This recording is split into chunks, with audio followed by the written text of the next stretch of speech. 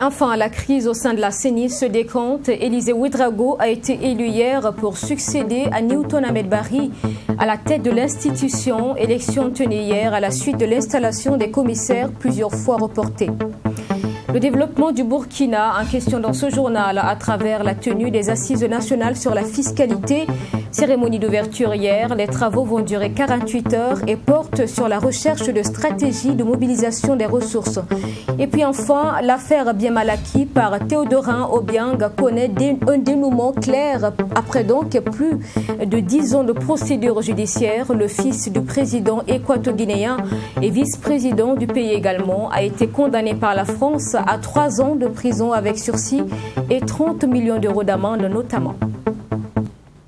Bonjour à tous et bienvenue dans ce journal. La tension est retombée au sein de la Commission nationale et indépendante CENI après plusieurs tentatives échouées dues à des désaccords notamment exprimés par l'opposition. Les membres de l'institution ont finalement pu prêter serment hier jeudi et par la suite, ils ont procédé à l'élection du président. Leur choix s'est porté sur Élisée Ouédraogo pour succéder donc à Newton Ahmed Barry. Détail dans ce reportage de Sanata Seré. Après plusieurs heures de concertation, c'est finalement Élisée Ouédraogo qui occupe le fauteuil de la présidence de la Commission électorale nationale indépendante. C'est à travers un vote au bulletin secret que les commissaires ont porté leur choix sur le représentant de l'Église catholique. En compétition avec Ahmed Kafando, Élisée Ouédraogo remporte ses élections avec 13 voix sur 15 et devient ainsi le successeur de Newton Ahmed Barry. Les défis qui se posent à nous, ce sont les défis qui sont ceux du calendrier de renouvellement des mandats du personnel politique.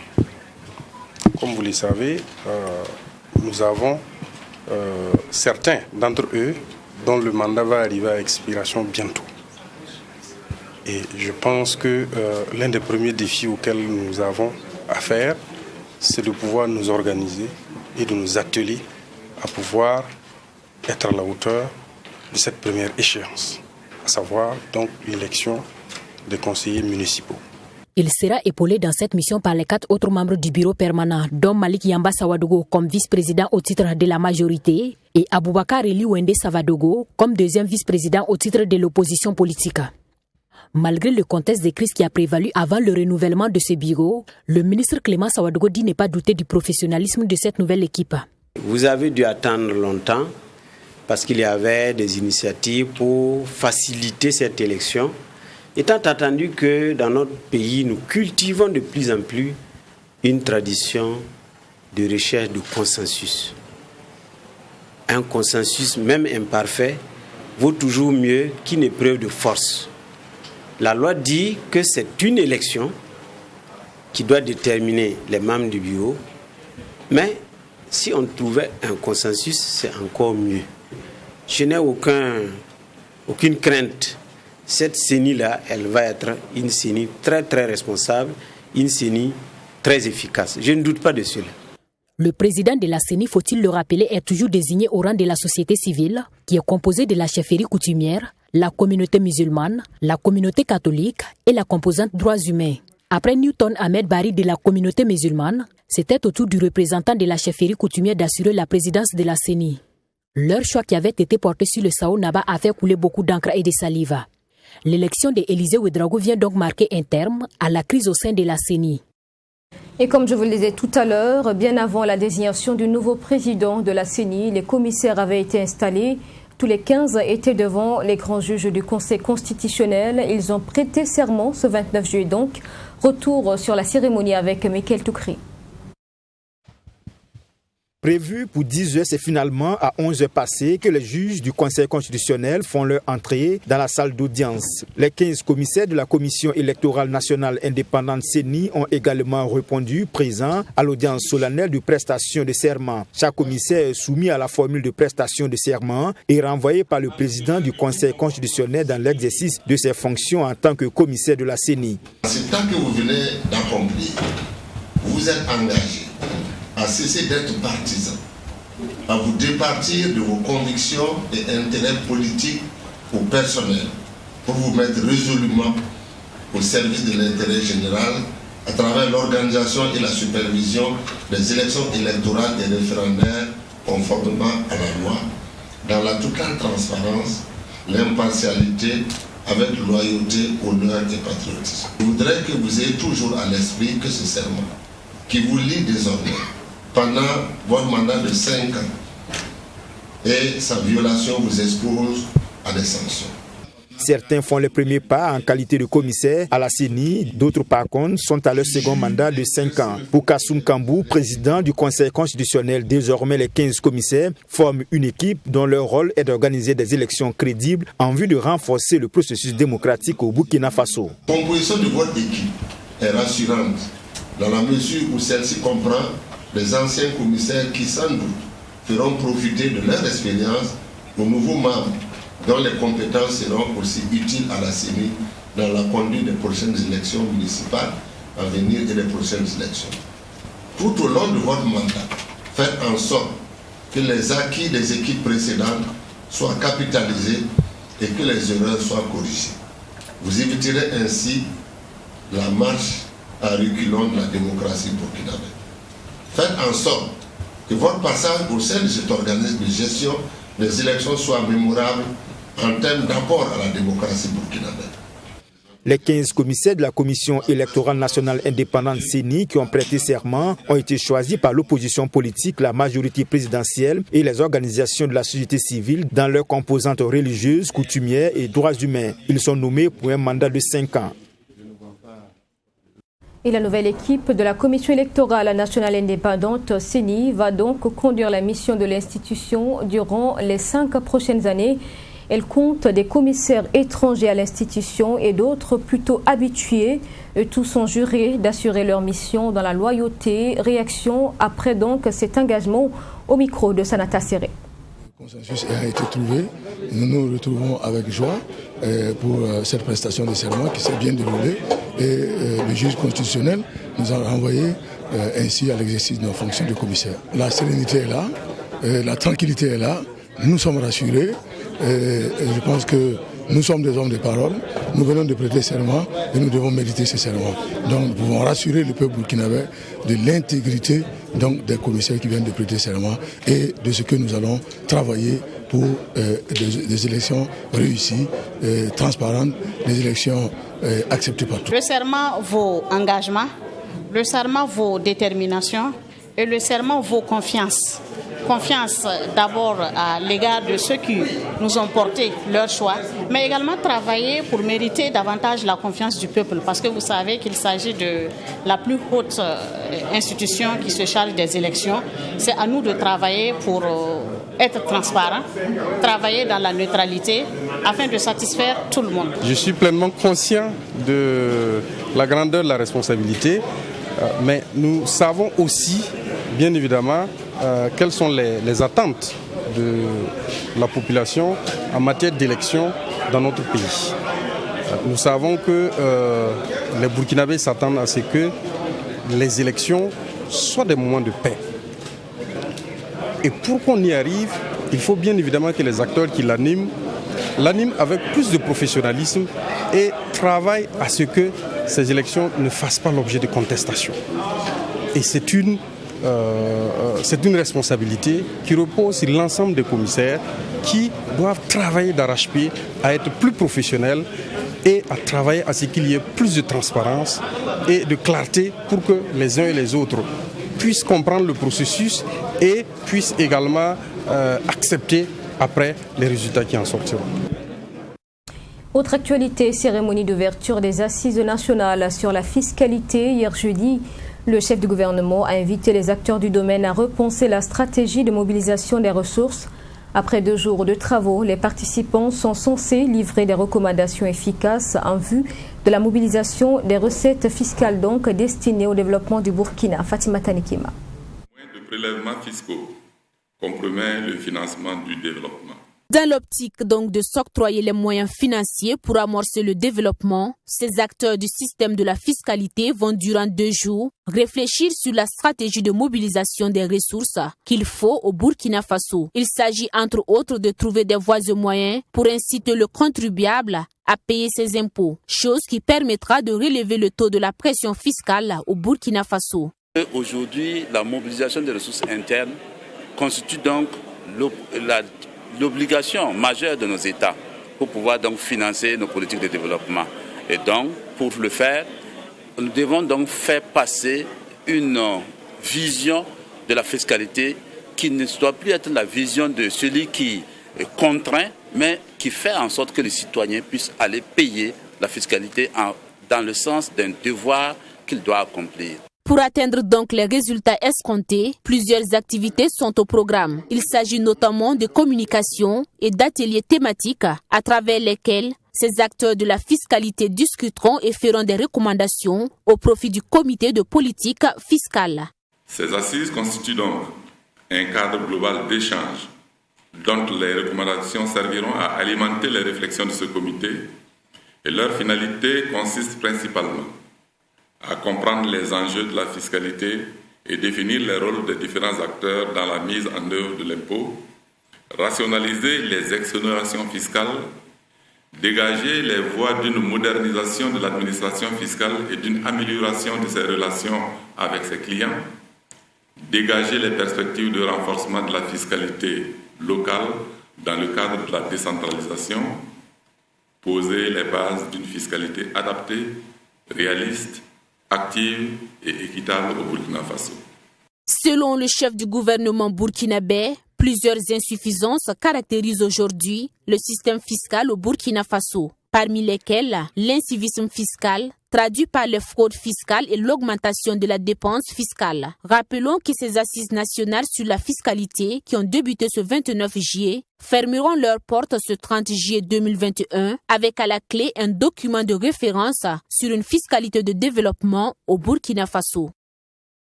Hier et aujourd'hui, Semaine nationale des langues africaines, donc initiée par l'Académie africaine des langues et l'Union africaine qui se tient donc à Ouagadougou les 29 et 30 juillet, longtemps programmé et reporté donc en raison du contexte sanitaire. Ce rendez-vous africain qui se tient enfin donc a réuni enseignants et experts des langues nationales autour du thème « Les langues africaines pour une Afrique pacifique, prospère, intégrée et en bonne santé ». On en parle avec Assami Tiemtoré.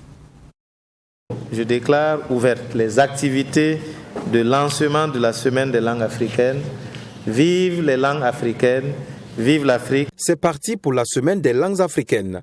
Réunis au Burkina Faso, ces experts et enseignants venus des 4 coins de l'Afrique vont durant 2 jours réfléchir sur la pertinence des langues et des cultures africaines, démontrer leur rôle dans l'intégration, sensibiliser et faire le plaidoyer pour la promotion et la protection de ces langues africaines et leur utilisation dans tous les domaines de la vie.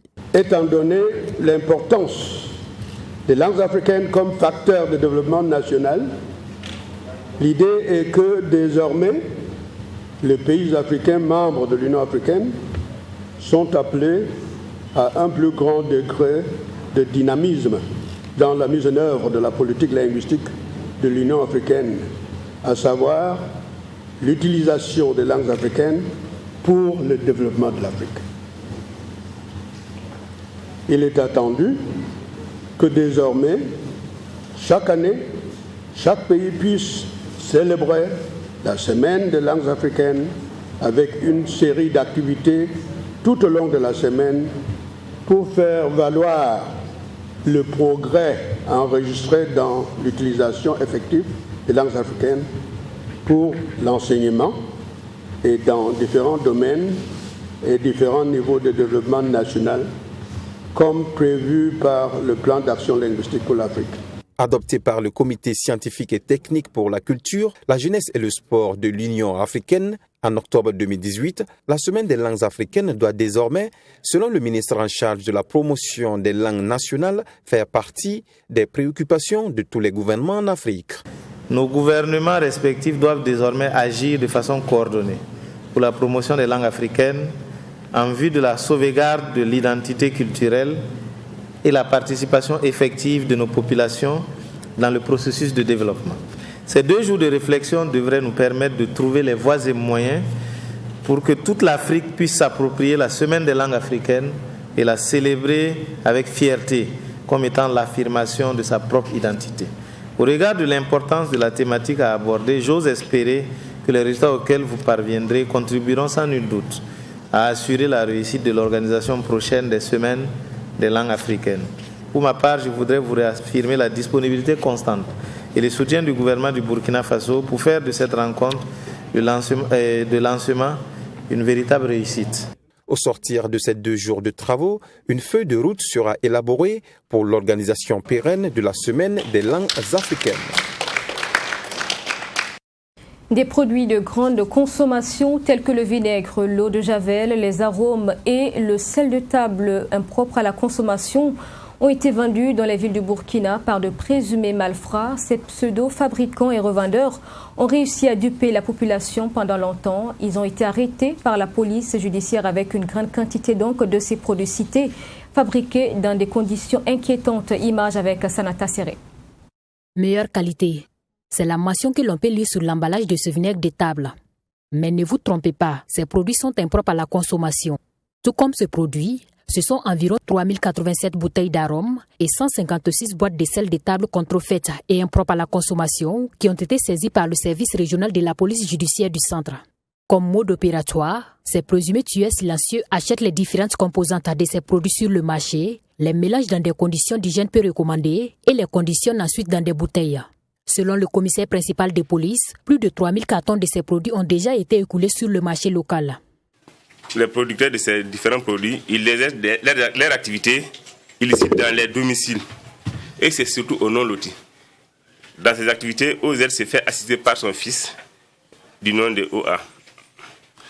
Après la fabrication et le conditionnement des produits, OZ et PI contactent KA et PKAB qui se chargent de les livrer à leurs clients.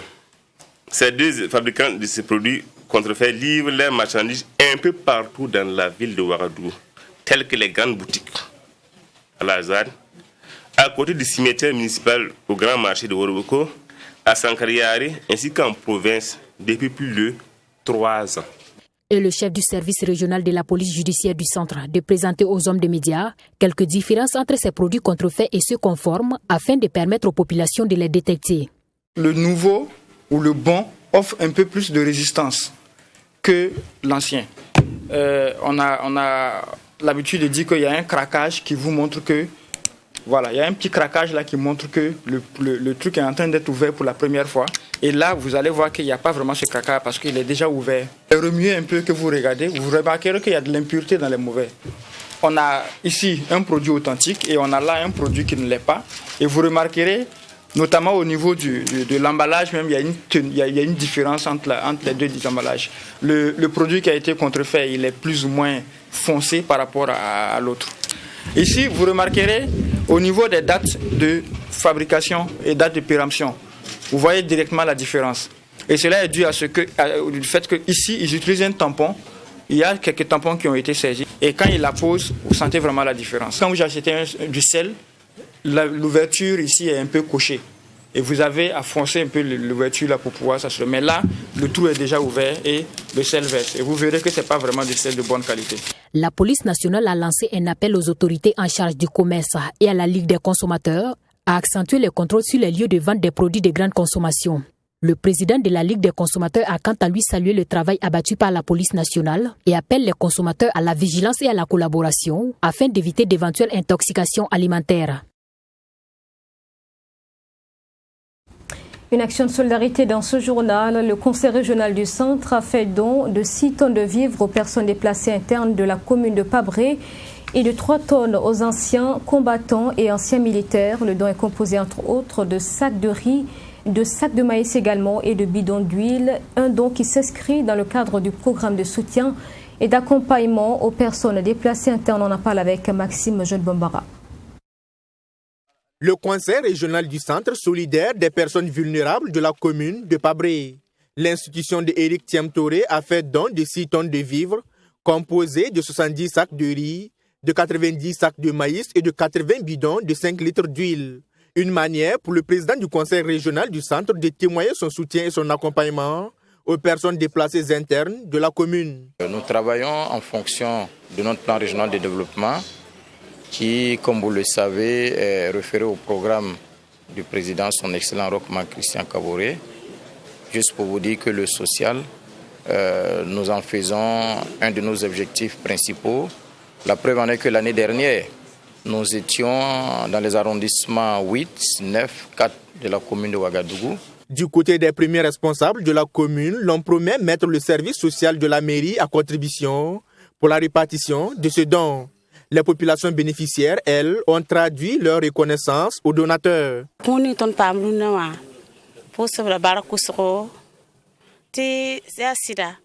Nous remercions les donateurs pour le don de ce matin. Cette année a vraiment été une année très difficile pour nous. Et penser aux personnes vulnérables, c'est quelque chose à saluer. Nous disons merci à toute la délégation. La répartition, ça va se faire normalement de façon rationnelle. Voilà, quand on sait que nous disposons actuellement d'un service social à la mairie, lequel service social est déjà mis à contribution pour voir dans quelle mesure répertorier les personnes vraiment nécessiteuses, vulnérables, afin de bénéficier alors de servir de ce don-là. Après la commune de Pabré, c'est au tour de l'association unique des anciens combattants et anciens militaires, veuves et orphelins et victimes de guerre du Burkina de recevoir 3 tonnes de vivres. Un don destiné également à soutenir les personnes nécessiteuses de l'association. Et je voudrais particulièrement parler du cas de ce centre des anciens combattants. C'est des personnes quelquefois qu'on oublie, ou du moins qui pensent qu'ils sont oubliés. Malheureusement, c'est des personnes de 3e âge et comme je l'ai dit dans mes propos, ce n'est pas n'importe quel 3e âge. C'est des gens qui ont fourni beaucoup d'efforts de guerre et qui aujourd'hui sentent le poids de tous ces efforts, qui sont fatigués. Donc ce n'est pas le moment de les laisser. Nous avons des personnes qui sont dans le besoin. Donc il est évident que ce que nous venons de recevoir, ces dons, vont être très très utiles pour eux. Une commission a déjà arrêté le plan de répartition. Il y aura des provinces qui vont être concernées. Il y aura la province du Kadougou qui est la principale bénéficiaire, mais ça va s'étendre à d'autres provinces. Selon le président du Conseil régional du Centre, ce geste de solidarité se poursuivra dans la commune de Komsilga et à la Fédération des églises et missions évangéliques. Le budget déployé à cet effet est estimé à environ 9 millions de francs CFA. Réfection de la maison des jeunes de Kantchari dans l'est du Burkina. Cela a été possible grâce à la coopération entre le Burkina et les États-Unis. Vendredi dernier, le bâtiment a été réhabilité. Aussi, des équipements ont été remis à la commune. Une remise donc dont a été témoin des associations, des jeunes, des élus locaux également, des autorités communales, Jean-Louis Wango et Assami Thiam-Touré. La maison des jeunes de Kantchari est de nouveau prête à l'utilisation. Cela a été possible grâce à la bonne collaboration entre le Burkina Faso et les États-Unis. Les travaux ont concerné la réfection du bâtiment principal, la réfection des latrines, la réalisation d'un hangar d'études et d'un local compteur et la réhabilitation d'un terrain de sport. La jeunesse de Kantchari en avait besoin. Ça fait quand même un bout de temps, quelques années en arrière, où la jeunesse de Kantchari se plaignait à tout moment comme quoi il n'y avait pas de lieu de loisirs. Alors, on avait un bâtiment qui a été malheureusement emporté par le vent et depuis lors, c'était resté ainsi. Et Dieu merci, donc, ce conseil municipal a su entendre justement la voix donc, de la jeunesse de Kanchari et à manœuvrer justement avec ses partenaires pour effectivement décrocher ce financement-là. À l'occasion de la réception de ces infrastructures, le maire de la commune a procédé à l'installation d'un comité de gestion en vue d'une bonne utilisation. Composé de 5 membres, il a pour mission de veiller à l'entretien du bâtiment et des équipements. À partir de cet instant, je vous déclare installé officiellement membre de ce comité de gestion. Je vous souhaite plein succès dans cette nouvelle mission.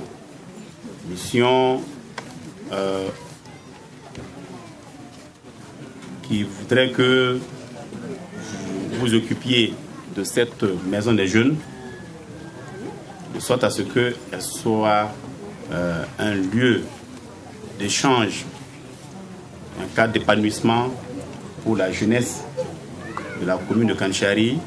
C'est naturellement une satisfaction pour les jeunes de la commune après la réception de ce joyau. À en croire leurs représentants, tout sera mis en œuvre pour préserver ce bien public.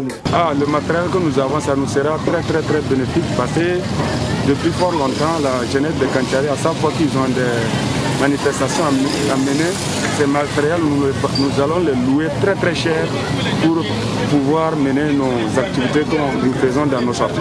Actuellement, nous avons ces matériels en main qui nous seront servis pour tout moment et toujours. Nous allons appuyer grâce à ces matériels pour que toute la commune sache que nous avons un matériel ici dans la maison des jeunes qui est au service de toute la jeunesse de Kanchari. Une visite des locaux et une plantation d'arbres ont mis fin à cette cérémonie de réception officielle de la maison des jeunes de Kanchari. Suspension du trafic routier Bobo Ouaga depuis ce mercredi. Une suspension donc due aux travaux d'installation de la fibre optique. Ces travaux ont fragilisé en effet la structure de cette partie de la chaussée. L'infrastructure menace donc de céder. Et en attendant les mesures annoncées par le ministère des Infrastructures, ce sont les usagers qui font donc les frais. Constat sur place avec notre correspondant Joseph Koudougou. Cette portion de la route nationale numéro 1 sur l'axe Bobo-Dioulasso-Ouagadougou menace de céder. Située à quelques mètres du péage à la sortie de la ville de Sia, l'infrastructure routière endommagée constitue aujourd'hui un danger pour les usagers. En effet, avec ce trou qui s'élargit sous l'effet des eaux de pluie, cette partie de la chaussée présente un risque d'effondrement. Face à cette situation, la circulation de ce axe routier a été suspendue. La police a été déployée sur les lieux pour faire respecter la mesure qui n'est pas du goût de certains chauffeurs. Effectivement, nous sommes venus trouver que la voie est fermée à la circulation. Il paraît qu'ils ont fait des travaux pour faire passer des fils en bas. Quand tu regardes, tu as l'impression que c'est un pont. Pourtant, c'est la route qui est endommagée. Depuis, la voie est bloquée. Voyez vous-même, les véhicules qui sont alignés. On attend l'ouverture de la voie. On doit charger et retourner ce soir même.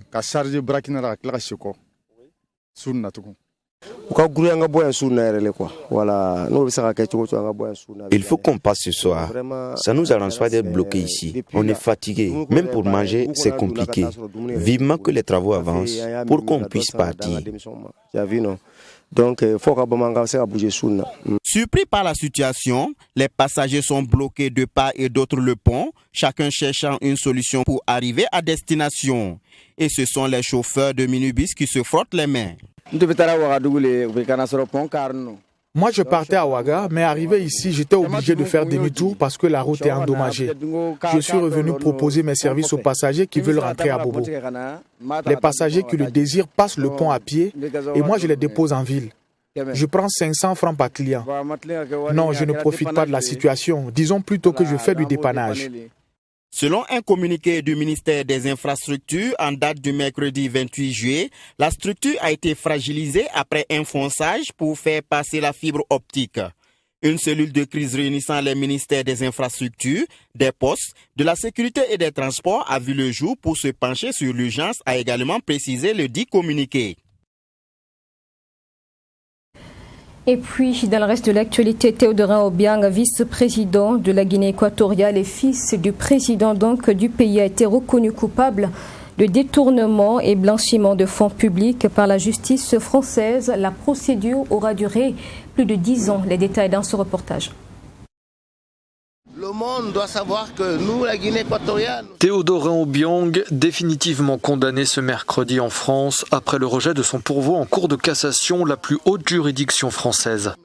Vice-président de Guinée équatoriale et fils de l'actuel président, Théodorin Obiang devient donc le premier dirigeant étranger à être condamné en France dans une affaire dite des biens mal acquis. Une formulation pour parler des avoirs, des immeubles particuliers ou voitures de luxe acquis en France avec de l'argent qui provient de pots de vin ou d'argent public détourné.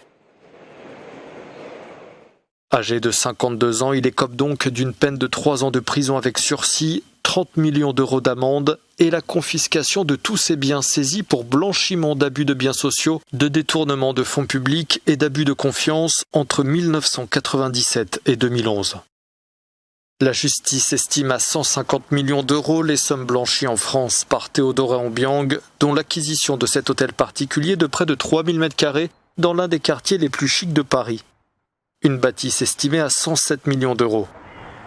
Des sommes conséquentes, comme le rappelait il y a quelques jours encore la responsable du plaidoyer flux financiers illicites à Transparency International, partie civile dans cette affaire. 150 millions d'euros pour un pays comme la Guinée équatoriale, qui est un tout petit pays, mais avec un sous-sol extrêmement riche, mais dont la population vit avec moins de $2 par jour, eh bien c'est bien plus que ce que la Guinée équatoriale dépense chaque année pour le budget de sa santé. Et en termes vraiment très pratiques, eh bien ça pourrait permettre de vacciner 3 fois la population équato-guinéenne contre la maladie de Covid-19. Grâce à un mécanisme de restitution adopté la semaine dernière en France, les recettes provenant des biens confisqués dans cette affaire vont pouvoir être rendues aux populations de Guinée équatoriale à qui cet argent a été volé. Avant l'adoption de ce mécanisme, ces sommes auraient été absorbées dans le budget français. Et voilà pour ce journal. Merci de l'avoir suivi. Je vous souhaite une excellente suite à notre compagnie. À la semaine prochaine.